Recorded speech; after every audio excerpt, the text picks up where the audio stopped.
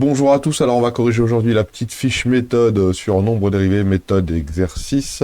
Voilà, donc il y avait deux méthodes à savoir, la méthode algébrique, celle où on fait le petit calcul pour pouvoir établir le nombre dérivé, et la deuxième méthode tout en bas, déterminer graphiquement un nombre dérivé.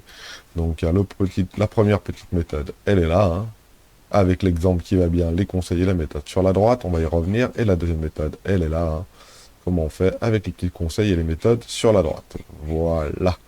C'est pour enfoncer le clou du cours qu'on a fait sur obtenir le nombre dérivé la dernière fois. Donc, pour la méthode algébrique, là dans l'exemple, on demande de déterminer f' de 1. Donc, pour déterminer f' de 1, c'est très simple. Il suffit de calculer d'abord le taux de variation entre 1 et 1 plus h. Et ça se traduit ici là, par f de 1 plus h moins f de 1 sur h. Et c'est ce qu'on a besoin de calculer. Puis après, on va faire tendre h vers 0. Hein, donc ça signifie qu'on essaye mentalement ou à la calculette de prendre plusieurs valeurs de h de plus en plus petites. Voilà, h-6, ça tend vers -6, parce que lorsque h devient très très petit, eh ben, on va avoir tendance à avoir h-6 qui va tendre vers -6. Voilà, et on note donc f' de 1 égale -6. Et on va essayer avec les exercices qui nous donnent. Le premier étant celui-ci là, hop là, x plus 2, le tout au carré, et il faut essayer de trouver le nombre dérivé g' de -1. Alors pour des raisons de praticité, moi je vais tout le temps appeler la fonction f, comme ça on reste toujours avec une fonction f et pas, bon, on pourrait l'appeler g aussi, c'est pareil. Allez, on essaye avec g. Exercice 1. Alors, g de x, dans notre cas, c'est x plus 2, le tout au carré. On a petit a qui vaut, c'est g' de 1, g' de -1 qu'on cherche. Donc on a petit a qui vaut -1, et on est bien d'accord, c'est g' de -1 dont on a besoin. Donc si je cherche g' de -1, il faut dans un premier temps que je calcule g de -1 plus h, moins g de -1, le tout divisé par h. Donc je vais commencer simplement, je vais faire g de -1 plus h dans un premier temps, et dans un deuxième temps en bleu, g de -1. Voilà, alors g de -1 plus h, on va le calculer ici. C'est lorsque je remplace x par -1 plus h dans la définition de la fonction ici. Et alors dans notre cas, nous, ça fait donc -1 plus h plus 2, le tout au carré, plus 2 moins 1, ça fait plus 1. Donc j'ai h plus 1, le tout au carré. Et donc h plus 1, le tout au carré, c'est une identité remarquable. Ça fait h au carré plus 2h plus 1. Voilà, ici. Maintenant, il faut qu'on calcule, donc c'était le jaune. Maintenant, il faut qu'on calcule g de -1. Voilà. Et g de -1, c'est lorsqu'on remplace h par -1 à x par -1 à l'intérieur de la définition de g de x. Donc -1 plus 2 au carré, ça fait donc 1. Hein, -1 plus 2, ça fait 1. 1 au carré, ça fait 1. Donc là, c'est le jaune. Et celui-ci, c'est le bleu. Voilà. Donc il faut que je fasse le jaune moins le bleu et que je divise tout par h. Donc le jaune moins le bleu, est-ce que je le réécris au-dessus? Allez, on le réécrit au-dessus. Le jaune moins le bleu, ça fait h au carré, plus 2h plus 1, moins le bleu, moins 1, le tout sur h. Voilà. Donc le jaune moins le bleu, voilà. On a tout ça. Les 1 disparaissent, et il va donc me rester h au carré plus 2h, le tout sur h. H au carré plus 2h, je peux factoriser par h. Donc ça fait h facteur de h plus 2, le tout sur h. Et on se rend compte que les h peuvent se simplifier aussi. Donc ici, il me reste juste uniquement h plus 2. Donc la limite de h tendant vers 0 de g de -1 plus h. Donc le jaune. Je fais exprès, hein, je continue avec les couleurs comme ça au moins. J'enfonce bien le coup. Moins le bleu. Le tout sur h. C'est donc la limite. Donc tout ça on l'a calculé, hein, tout ça on l'a calculé. Tout ça, ça fait h plus 2. Quand h tend vers 0 de h plus 2, parce que h tend vers 0 pour h plus 2, bah la limite c'est 2. Hein. Hop. Je prends des h très très proches de 0, même égal à 0, parce que j'ai le droit. Hein. Ça nous fait donc 2. Voilà. Donc ça voudrait dire que f' de... excusez-moi. G' de moins 1, ça fait donc 2. Très bien. Alors ça c'est le premier résultat qu'on peut encadrer. Voilà. Et on peut regarder tout ça sur GeoGebra, ce que ça donne. Donc, dans l'ordre, je vais vous montrer tout ça. Tac, tac. Dans un premier temps, j'ai pris un nombre A. C'est notre fameux A qui va se situer, donc, ici. A, dans notre cas, il va être égal à moins 1. Donc, j'ai pris une valeur de A qu'on va mettre à moins 1. Alors, j'ai pris un curseur parce que comme ça, je vais pouvoir la faire varier pour les autres fonctions, par exemple. Et puis, on verra la position de la tangente qui va s'en aller, qui va bouger. On va prendre ici notre fonction f de x. Donc, elle s'appelle f de x ici, où c'est g de x. Très bien. On va prendre un petit point M qui a pour coordonnée A, f de A. Donc, c'est un point M qui va être situé sur notre droite. Hein. Hop, on peut le balader où on veut. Sur notre courbe, on va pouvoir le balader un petit peu où on veut. Et on va faire apparaître la tangente à ce point M, voilà, et on va regarder l'équation de cette tangente, et regarder le coefficient directeur qui est là, ici, 2x. On peut aussi, avec GeoGebra, directement calculer le taux. Alors on avait dit que le taux, c'était la limite quand h tend vers 0 de moins 1 plus h moins g de moins 1, hein, donc c'est g de a plus h moins g de a sur h. Alors je peux pas, ou je ne sais pas faire encore sous GeoGebra, dire à GeoGebra de calculer la limite en fonction de h, donc je l'ai fait en fonction de x, parce que lui il connaît que x comme variable. Donc ici on a f de a plus x moins f de a, le tout divisé par x, donc pour remplacer les x par les h ça marche pareil, lorsque x tend vers 0, hein, limite de, etc. Et ça nous donne directement donc la valeur de notre taux qui ici est 2. Et ça tombe bien parce que c'est exactement ce qu'on a trouvé ici. J'ai une prime de moins 1, ça fait 2. Hein. Pour la valeur de x qui vaut moins 1, voilà, ça fait bien 2. Voilà. Et puis voilà, donc si on voulait même mesurer à la main sans avoir GeoGebra qui nous donne les valeurs, hein, c'est facile. On avance de 1, on monte de 2, donc 2 divisé par 1, ça fait bien 2. Donc mon coefficient directeur de cette droite, là, de cette tangente au point x égale moins 1, le coefficient directeur, il vaut bien 2. Donc le nombre dérivé de la fonction g au point moins 1, c'est 2. C'est un nombre dérivé. On peut faire l'exercice 2. Alors l'exercice 2, il est ici, et c'est moins 7 sur moins 3x, donc on va avoir un autre morceau de papier pour le faire, bien propre. Voilà. Donc l'exercice 2, la fonction, elle s'appelle h. Alors, pour des raisons de praticité, on va pas l'appeler h, hein, parce qu'avec h, la fonction h, le petit nombre qui va tendre vers 0, la variable qui tend vers 0, ça va pas être bon, donc on va l'appeler f de x, c'est égal à moins 7x sur 3 moins x, ça nous évite les petits problèmes. Dans notre cas, notre petit a, il vaut 2. Voilà, et donc ce que je cherche, c'est f' de 2. Voilà. Donc on va d'abord calculer dans un premier temps f de 2 plus h. Donc f de 2 plus h, c'est lorsque je remplace x par 2 plus h, ça fait donc 3 moins 2 plus h. Voilà. Et si je regarde un peu plus précisément ce que ça fait, 3 moins 2, ça fait 1. Moins devant la parenthèse, ça change tous les signes, donc j'oublie pas de changer ce signe-là. 1 moins h. Ok. Après, f de 2. f de 2, c'est moins 7 sur 3 moins 2. 3 moins 2, ça fait 1. Moins 7 sur 1, ça fait moins 7. On est bon. Ça, c'est ça. Ça, c'est ça. On est bon. Donc, je veux faire le jaune moins le bleu, et le tout divisé par h. Faisons d'abord le jaune moins le bleu. Ok. f de 2 plus h, moins f de 2.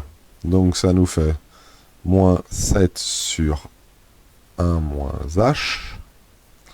Je ne me suis pas trompé, dans 1 moins h, moins 7. Hein. Alors attention, je vais mettre des parenthèses ici, dire que ça c'est du jaune, ça c'est du bleu, ça c'est du jaune, ça c'est du bleu. Voilà, on joue avec les couleurs.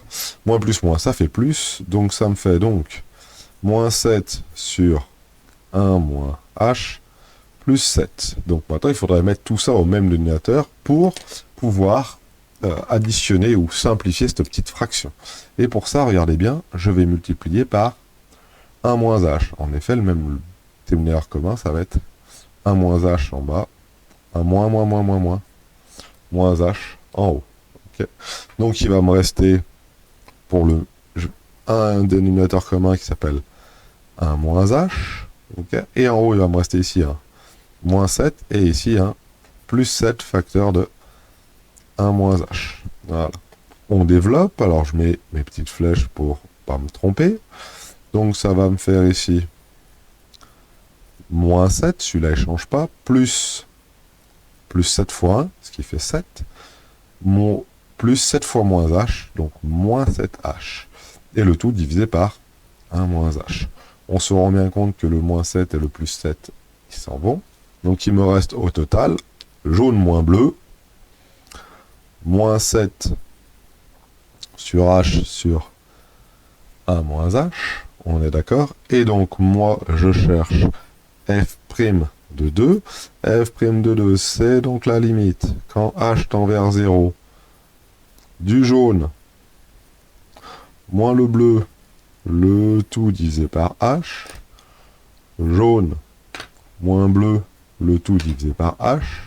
Alors, divisé par h, ça revient à multiplier par 1 sur h, on est d'accord. Et le jaune moins le bleu, c'est ni plus ni moins ce qu'on a trouvé ici. Hein. Donc le jaune moins le bleu, c'est donc moins 7h sur 1 moins h. Voilà. On a un h en haut, un h en bas, une fois. Donc ça disparaît. Une fois moins 7h, ça fait moins 7h. Moins 7h divisé par h, ça fait moins 7. Donc il me reste la limite. Lorsque h tend vers 0 de moins 7 sur 1 moins h. Alors, si je fais tendre h vers 0, hop, il me reste donc moins 7 sur 1. Et moins 7 sur 1, ça fait donc moins 7. Donc, notre résultat, on l'a trouvé. f de 2, ça vaut donc, ça a l'air de valoir moins 7. On va vérifier tout ça. Et pour vérifier tout ça, regardez bien ce qu'on va faire. On va prendre notre petit GeoGebra, qui lui va nous calculer ça impeccablement bien. En grand écran, la fonction f, ce n'est plus tout ce bazar-là, mais c'est plutôt moins 7 divisé par, entre parenthèses, 3 moins x. Voilà. Impeccable. On vérifie. Hein. La fonction, c'est bien moins 7 divisé par 3 moins x. Voilà. Et c'est pour un a qui vaut 2. Donc, je vais placer mon a à 2 ici, à 2, ouais, à 2 ici. On va centrer le tout, histoire de faire joli. Ah, on est par là, on va diminuer un petit peu. La tangente, vous voyez, elle est quasiment verticale, hein, elle est décroissante et quasiment verticale. Et elle a un coefficient directeur, vous voyez ici, de moins 7. Parce que son équation, c'est moins 7x plus 7. Alors, on aurait pu la mesurer, hein, j'avance de 1, je descends de 7, etc., etc., etc. Alors, pour que ça soit un tout petit peu plus, je vais réduire un tout petit peu l'axe. Forcément, hein, on voit un peu trop le quadrillage après, mais bon, voilà. Si on réduit un tout petit peu l'axe, voilà ce que ça fait. Hein. Ah, on va la laisser correctement, voilà. Comme ça, on est pas mal, comme ça. Voilà. Et puis voilà. Et puis voilà pour celui-là. Donc, et on a bien le calcul du taux qui est ici, là, qui fait bien moins 7. Donc c'est bon pour cet exercice-là. On va faire l'exercice 3 maintenant. Donc si je regarde l'exercice 3, ici, on nous demande racine de 5x. Tac.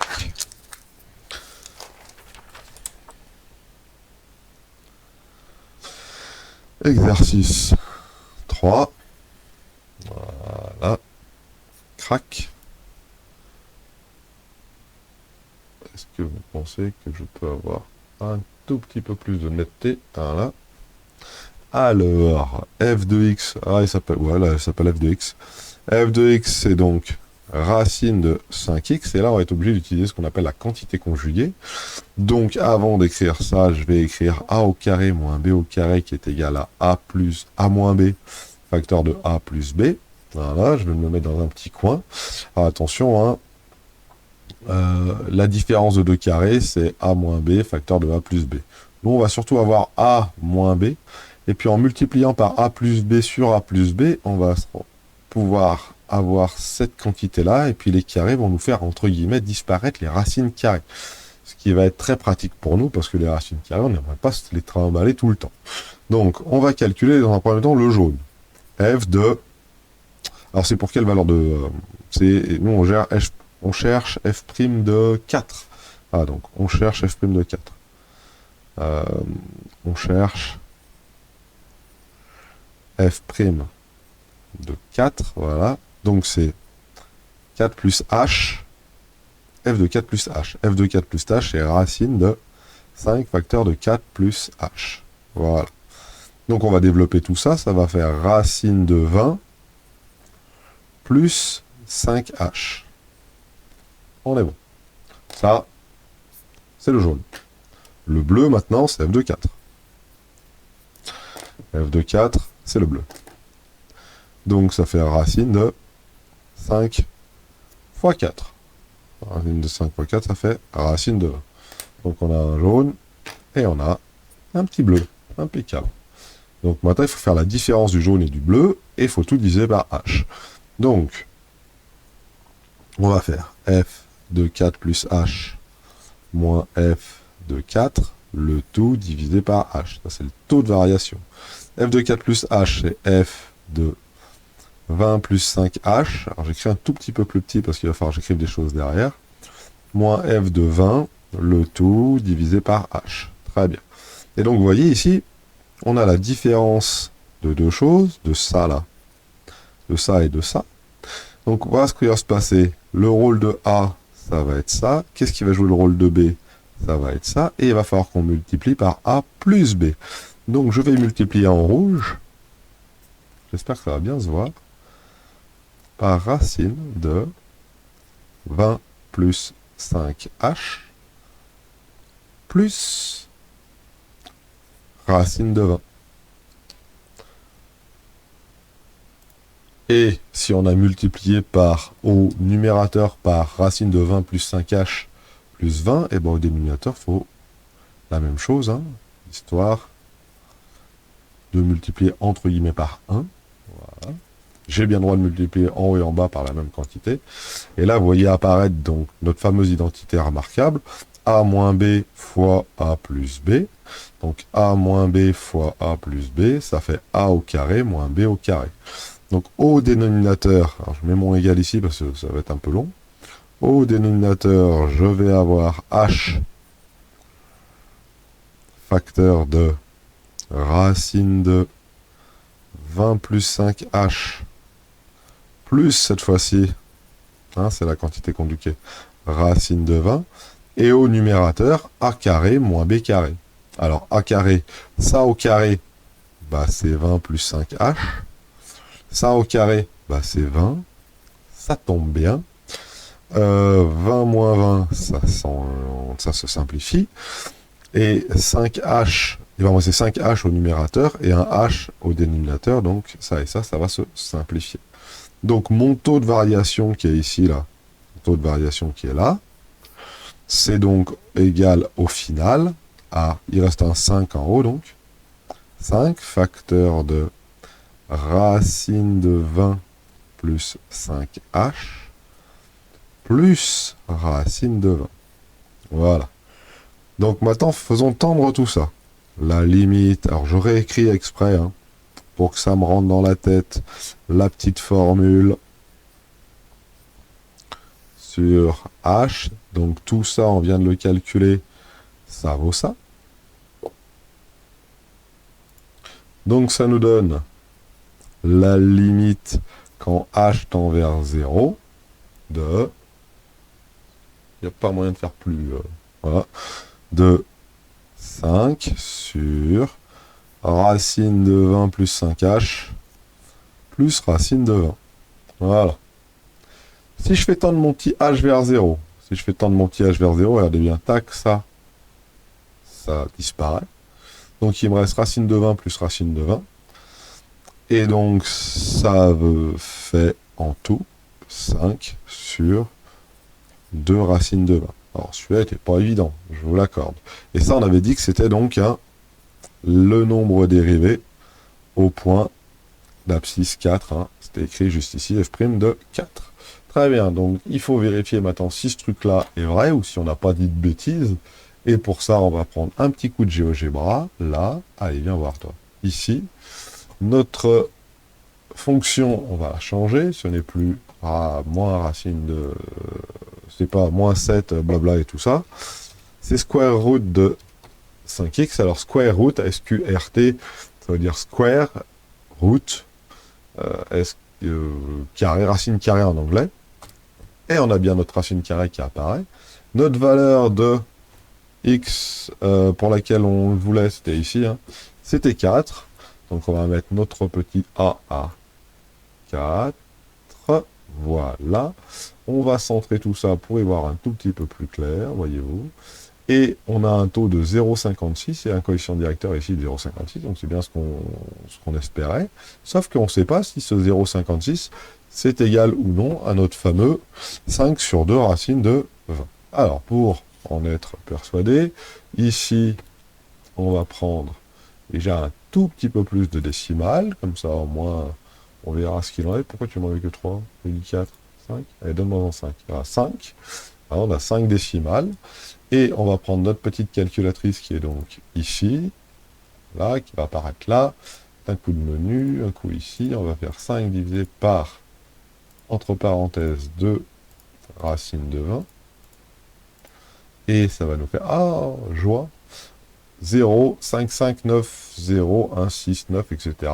La valeur que l'on trouve donc ici, 0, 5, 5, 9, 2, etc., etc. Donc on a trouvé la bonne valeur, en tout cas. L'expérimentation dans GeoGebra ne contredit absolument pas ce qu'on a trouvé de manière algébrique. Voilà, donc si je regarde un peu ici, notre dernière valeur, c'est celle-là. Voilà, f' de 4 qui vaut 5 sur 2 racines de 20. Très bien. Donc la deuxième partie de l'énoncé se trouvait ici. Donc ça, c'était comment on faisait de manière algébrique pour pouvoir calculer notre nombre dérivé. Et maintenant, on va le faire de manière donc graphique. Et graphiquement parlant, pour obtenir un nombre dérivé, ouais, c'est écrit ici, il faut lire le coefficient directeur. F' de 5, c'est le coefficient directeur de la tangente au point d'abscisse 5, c'est-à-dire le coefficient de la directeur de la droite des 2 dans notre cas, ici, des 2, etc., etc., etc. Et pour lire un coefficient directeur, c'est écrit ici, il faut donc diviser l'écart vertical avec l'écart horizontal. C'est bien le vertical moins le horizontal. De combien ça monte, sur de combien j'avance. Alors, quel que soit l'escalier qu'on dessine, on peut le dessiner comme ça. J'avance de 2, je descends de 2. Là, il descend de 2, il avance de 2. Mais on dessine des marches d'escalier, puis on regarde de combien on descend sur de combien on avance. Voilà. Attention au signe, si la droite est décroissante comme ici, le signe doit être donc négatif. Donc dans notre cas, à nous, on a donc plusieurs exercices, l'exercice 6, et dans l'exercice 6, qui est donc ici même, on nous demande à l'aide du graphique de lire les valeurs de G de 3, G de moins 3, excusez-moi, G de 2 et G de 6. Alors là, est-ce qu'on parle de dérivés? Non, on ne parle absolument pas de dérivés, on parle uniquement de lire des valeurs de fonction. Donc pour lire les valeurs de fonction, il suffit de lire sur la courbe, tout simplement. Donc si je regarde ici, G de 3 se situe ici. Donc si j'ai, et sur une petite flèche, ici, une petite flèche qui monte, hop, G de 3, ça fait bien 3. G de moins 3, excuse-moi, j'en veux. G de moins 3, ça fait bien 3. Si je regarde G de 2, on regarde G de 2, G de 2, ça vaut bien 2. Et si je regarde G de 6, G de 6, ça vaut bien 4. Donc, de moins 4. Donc là, il n'y a pas de surprise. On a juste lu sur la courbe. Par contre, après, ils vont me demander G' de moins 3. Qu'est-ce que c'est G' de moins 3? Bah, c'est facile, hein. Moins 3 est ici. G', c'est le coefficient directeur de D1. Donc, un G' de moins 3, c'est le coef directeur de D1. Le coefficient directeur de D1, c'est de combien je monte sur de combien j'avance, la différence des Y sur la différence des X. Si je zoome un tout petit peu là-dedans, crac, crac, on voit que D1, il passe par ce point-là et le point A. Donc j'avance de 2 et je monte de 1. Voilà. Donc si j'avance de 2, et je monte de 1, ça fait un 1,5, hein. La différence des Y, hein. Donc la différence des Y sur la différence des X, ça veut dire différence delta. Si je cherche G' de 2, c'est le coef directeur de D2. Alors, il faut aller jeter un petit coup d'œil en D2 maintenant. Tac, pouf, pouf. Allons voir un petit peu D2. D2 est juste ici. Voilà. Donc, D2 passe par le point B et par ce point-là. Donc, on fait notre petite... Hop, j'avance de 1 et je descends de 2 cette fois-ci. Donc, le coefficient de D2, c'est différence des Y moins 2. Hein. Je descends de 2. Hein. On est bien d'accord? Et j'avance de 1. Voilà. Donc, ça me fait un coefficient de moins 2. Il me reste G' de moins de 6. G' de 6, ça fait donc, c'est le coefficient directeur. Alors, regardons un peu précisément, mais je pense que c'est quand même de D3. Donc, si je jette un petit coup d'œil ici, tac, pouf, pouf. De D3, c'est là. Et c'est là, voilà, donc ça avance de 2. Et ça monte de 3. Donc, différence des Y, c'est 3. Différence des X, c'est 2. Donc, ça va me faire donc 1,5. Donc, G' de moins 3, c'est 1,5. G' de 2, c'est moins 2. G' de 6, c'est 1,5. On peut faire exactement avec l'exercice 7. C'est le même principe, sauf que là, bah, je crois qu'ils ont juste oublié de mettre quelques points. Il suffit de les trouver. Voilà, donc, moins 3, 0 et 4. Donc, h de moins 3, h de 0 et h de 4. Donc, ça, c'est la valeur de la fonction pour ces points moins 3, 0 et 4. Donc, moins 3, 0 et 4, moins 3, 0 et 4, moins 3. Alors, pour moins 3, si je regarde bien, moins 3, ça me donne 5. Hop, je descends un tout petit peu pour vous montrer. Voilà, moins 3. Moins 3, ça donne 5. Pour 0, eh ben, j'ai pas besoin de me décaler. Hop, ça me donne 2. Et pour 4, on va jeter un petit coup d'œil là-bas dedans pour 4. Voilà, 4, ça me donne J. Ça me donne 1. H' de moins 3. Il est content de sa connerie. Il a dit une connerie, il est content. Il est content. Alors, regardons un petit peu. Tac, tac, tac, tac, tac, tac, tac. Pour moins 3, c'est le coefficient directeur donc, de D1. La tangente en x égale moins 3, c'est D1. Et le coefficient directeur de D1, eh ben, on ne peut pas monter, on ne peut pas descendre. La droite est horizontale, son coefficient directeur est nul. Donc, ça fait donc 0. H' de 0, et bien là, à ce moment-là, c'est le coefficient directeur, je suppose, de D2. Hein, je m'avance peut-être, mais je pense bien. Hein, pour x égale 0, on est au point B, et la tangente en ce point-là, c'est D2. Et j'avance de 3, et je descends de 2. Donc, sans se tromper, je descends de 2, donc moins 2 divisé par 3. Voilà. Pouf, pouf. Et pour G4, c'est le coefficient directeur de H' de 4, c'est donc le coef dir de D3, et le coefficient directeur de D3, regardez bien, j'avance de 4 et je monte 1. Donc si je monte de 1 et que j'avance de 4, ça fait donc un quart. Donc h' de 4, c'est bien un quart. Voilà la méthode graphique pour pouvoir mesurer, hein, parce que, oui, pour pouvoir déterminer un nombre dérivé à l'aide de la représentation graphique de la courbe et de ses tangentes. Voilà ce qu'il faut savoir faire. Sur ce, bonne soirée.